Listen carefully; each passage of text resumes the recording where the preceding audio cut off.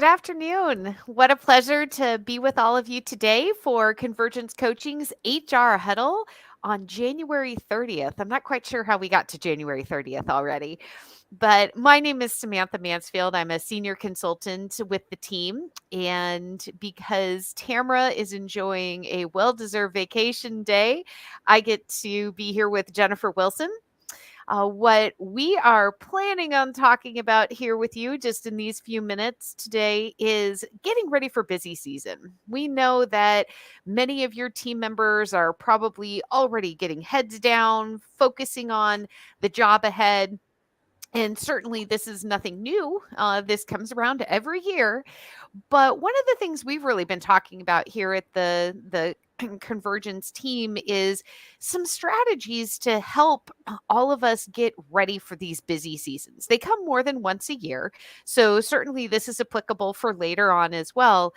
But what are some strategies to really help all of these individuals be mentally and physically healthy throughout these next few months, as well as really thinking about the brand that they're presenting? We know that talent pipeline has been a major challenge. And here is one of those moments where they can have a major impact on what the perception is of having a career in accounting. So, as we think about these strategies, we wanted to offer it up to all of you as you can help and coach and encourage and offer them fresh perspectives as we go along. So, Jen, do you want to start us out? Sure. I was just sitting here thinking of the thousands of ideas that we could share. We call these ideas busy season survival strategies. And one of the things that happened a few years back at Convergence, somebody joined our team and, have got 4 or 5 busy seasons under their belt watching the profession do this thing. And she said, hey, why don't the people that are going to go into busy season do a better job of managing expectations at home? And, they know it's coming and they act like it's not coming. And then they get grief and they face disappointment at home and they get all this pressure and it feels like it's because they're not managing expectations. So my first busy season survival strategy that I want to share is like really know your boundaries at work and at home and really communicate them to the people at work and at home and say, so here's sort of the jobs I'm on and here's what my hours are going to probably look like. And here's when I think I'm going to be working at home or working at the client. I may have some travel, and to map it out for the people in your life and not scare them with it, not make it sound terrible, not market it as, woe is me and I'm a victim to this, because part of everybody accepting this lifestyle around you is you accepting and embracing it and in fact, maybe even loving it a little bit. And so, but just communicating it so that there's no surprise when you've got newlyweds or whatever, and it's their first time through a busy season. Why would we not say, hey, here's how it normally goes, and let's look at the calendar and let's schedule our date nights now. And and for some, I'm friends with the tax Twitter folks, really admire what they're out there doing and follow them and communicate with them sometimes. And they're like, well, my kids know we don't do spring break. Mommy doesn't go on spring break or daddy doesn't go on spring break because that week usually falls right in the middle of March. And if they're tax people, that's probably not a good week of vacation to take. And so, what do we have to manage around that, or the spring religious holidays, that sort of stuff, and what do we have to get done to be able to meet family commitments? And so manage expectations, plan ahead, communicate at home when there are like absolute things happening at home. I have one auditor whose wife is due the first week of March. Believe me, when they found out that due date was going to happen, they needed to really communicate the boundary at work. You only have these babies, once in a lifetime or whatever. You're not going to miss the time with your newborn. And so you've got to communicate that so that work can plan. And the whole idea of flexing together, but being proactive in the communication and expectations management, I think it's critical. Absolutely. There were so many great things in what you said in stories it made me think of. In fact, somebody I was just speaking with is next week auditor, partner auditor, and his wife is due to have a baby, I think also in March. So they're doing a baby moon next week. So it's not as busy, can take and pamper his wife a little bit, and they can have some getaway time. So not optimal timing, but it's still important in life.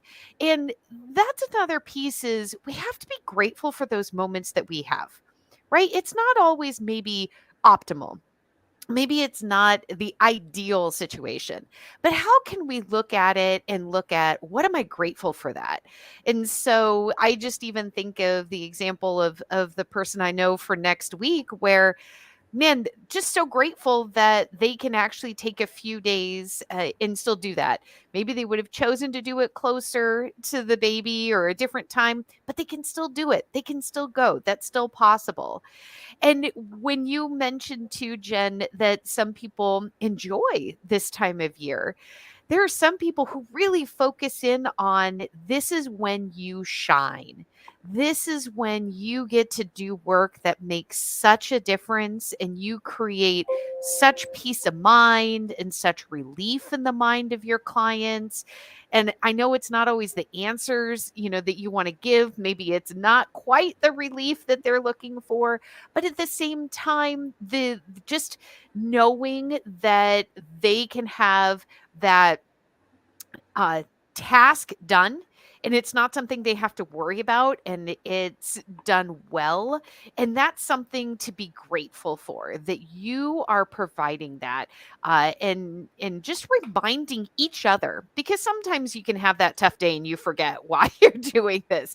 So finding those moments of gratitude and really looking at what am I grateful for today, in either starting it or sometimes ending it, and maybe it's a good practice on both sides of the day. Oh, for sure. And for sure once a week as you're wrapping up, or going into the weekend, if there's weekend work to be done, to stop and center on that and to try to find, and schedule some time for me time as well. Mhm. And be grateful for whatever me time you're eking out, family time or time for yourself. So I love that. The gratitude practice is one of the keys to real happiness. And it's something you can self-generate every single day. You don't need anybody to help you with it, and it can be big or small. So, HR professionals, these are busy season survival strategies. So, communicate, manage expectations at home and at work, set boundaries, communicate gratitude. I'm going to say take care of yourself physically. That's going to be my survival strategy. And, for as long as I've been in the profession, and it's been a few minutes, there have always been people who are saying, I don't have time to exercise. I can't eat right during busy season. There's just too much work. There's an old Jim Rohn quote that says, if you really want something, you'll make time for it. And if you don't, you'll make excuses. And that's kind of a mean one, but I use it to motivate myself or to remind myself of the importance of exercise and how I am 100% responsible for my physical well-being, for the energy that I am able to bring, for the wellness of my body. Nobody else will really take care of it, and people could, I guess, affect it by stressing me out or something. But otherwise, I am the one that's responsible. I own it, and I have to make time for it. And when you make time for it, you will have more energy. You will feel better. You will be in a better frame of mind to respond to difficult things. You'll solve problems better. I mean, there's so many reasons to do it. It's a Stephen Covey quadrant 2 proactive activity that is important but not urgent, that makes every single thing you touch after that and every person you interact with a better interaction or a better outcome because you took care of yourself, whether it was exercise, drinking enough water, probably avoiding a lot of caffeine and alcohol and stimulants and depressants at this time, if you could, using exercise maybe to rev yourself up in the morning.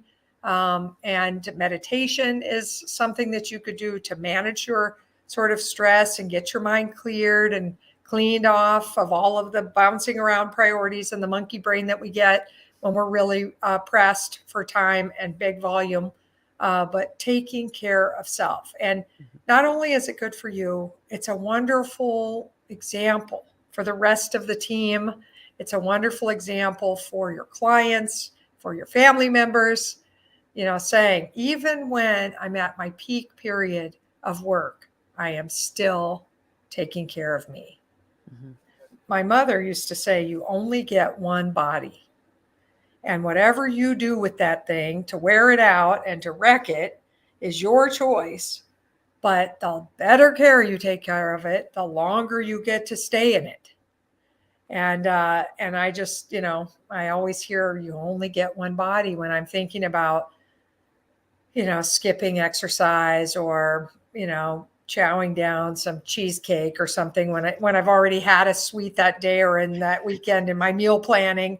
And I'm like, wait a minute, and you only get this one body. Do you really want to do this? How important is it? And sometimes I say yes, but others, mostly I say, wait a minute, there's a better choice to make. So Yep. just something to consider as one of the busy season strategies. And HR professionals can help with this by running programs and raising awareness and having healthy snacks in the office or available to people, or a list of meal planning ideas, that kind of thing. Absolutely.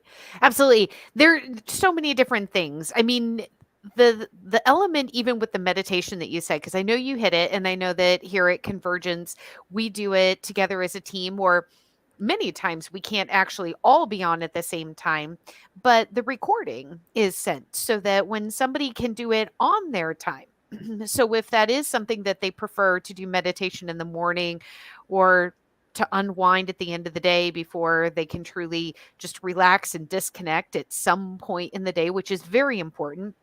It's another piece is that we have to shut off at some point, especially many of us that are working from home. we it's too tempting. We can just go back to that computer, or even just drag the computer onto the couch and just keep working away. And it's so important to communicate that there is value in shutting down, and we're not wanting people working constantly. And so those are some of those examples that you're saying there too, Jen, is making sure that when you communicate what your boundaries are, when you're communicating, these are my hours that I'm working, but these are my hours that I'm off. Well, if you've communicated these are your hours that you're off, please do not be emailing during those hours. You're setting an example that, though you said that you still would expect that people are going to respond to emails or be monitoring email or whatever that is. So go ahead and enjoy that time yourself as well. And so setting those boundaries and honoring those boundaries may feel like a luxury, but it really is a sustainable way for you to be able to make it through this busy season and set a really wonderful example for those that work with you. And so, other ways that you can do that is just share ideas of what's working for you. So, meal planning, right? I was just talking to somebody who was saying, I got to get back into that habit of meal planning again. Well, share that. Have that as some of the social conversation of, oh, that is an easy meal. That is a healthy meal. Hey, I can do that too, right? Sometimes we just get so busy and our brains are just so bogged down with the work that we need that little spark of an idea of how we can do something new and different. And those are easy ways that you can support each other, help each other, have some casual conversation. And this is a silly story, but maybe it'll stick in your head. Just the impact of healthy food. We have a kid, typical kid that likes everything pre-processed, right? Give me his chicken tenders and frozen bean burritos and pizza bites and all of those things. And oh my gosh, the first time we got him to eat fresh trout, he loved it. We were amazed. And that night we're trying to put him to bed and he just would not stop jabbering on and on and on and says, I've never felt so alive. We just started laughing. We're like, well, that's what getting good food in your body does for you. We got the pre-processed out, got you a really healthy dinner, and look at the impact. So I know it's not always that dramatic, but it just always makes me think of, no, the food I do put in my body really does make a big difference. Oh, it does, and as somebody who has at times trained for long races, you're nothing if you're not fueling, and you can't be fueling with Twizzlers and, you know, lattes, I don't think, at least not properly fueling. So, anyway, I do think that's a big challenge for all of us in everyday life. Then you go to compressed periods, and it's very easy to sort of let yourself off the hook. Mhm. And, they say that there are, sort of several elements that you're trying to get in life. You're trying to have success at work. You're trying to have friends and have family. You're trying to sleep, and you're trying to be fit. Those are, let's just say, 5 things.